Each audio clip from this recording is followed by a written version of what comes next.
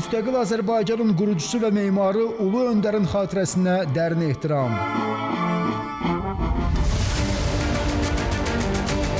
Bəs ümummilli lider Heydər Əliyevin enerji diplomatiyası qitələr arasında necə körpü saldı?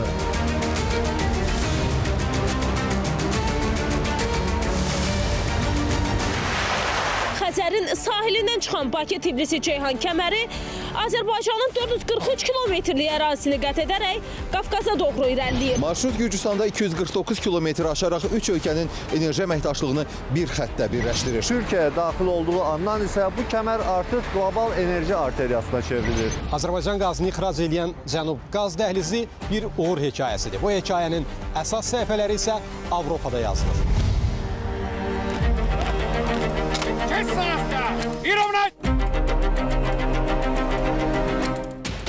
Mərkəzi Avropa, Cənubi Qafqaz tandemi Avrasiya geosiyasətində niyə güclü bəndə çevrilir?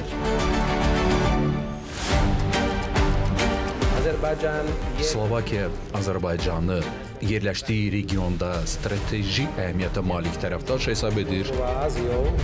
Bugün Şərq və Qərb arasındakı müəyyən bir körpü rolunu oynayırıq.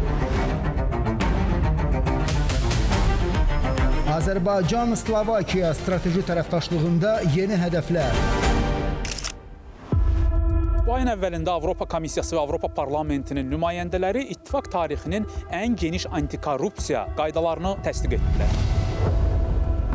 Regionda sülh prosesinə zidd addımlar atan korrupsioner Avro-institutlar nə vaxt cinayətkar əməllərdən əl çəkəcəklər? Cooperation agreement with Armenia's Monte Melkonian Military College. Sizin müraciətinizdən sonra biz bu məsələni araşdırdıq. Deyə bilərəm ki, hələ ki heç bir memorandumun imzalanmasından söhbət getmir. Amerika Birləşmiş Ştatları Konqresinin 907-ci düzəlişin ləğvi layihəsi region üçün nə kimi fürsətlər açır?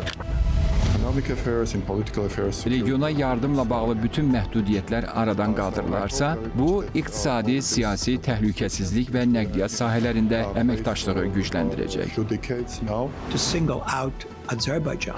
Amerika Birləşmiş Ştatlarının silah satmaması kimi cəzalandırıcı tədbirlə məhz Azərbaycanın hədəf alınması üçün heç bir əsas qalmayıb. 907-ci düzəlişin qüvvədən salınması təkcə hüquqi deyil, həm də geosiyasi mesaj olacaq.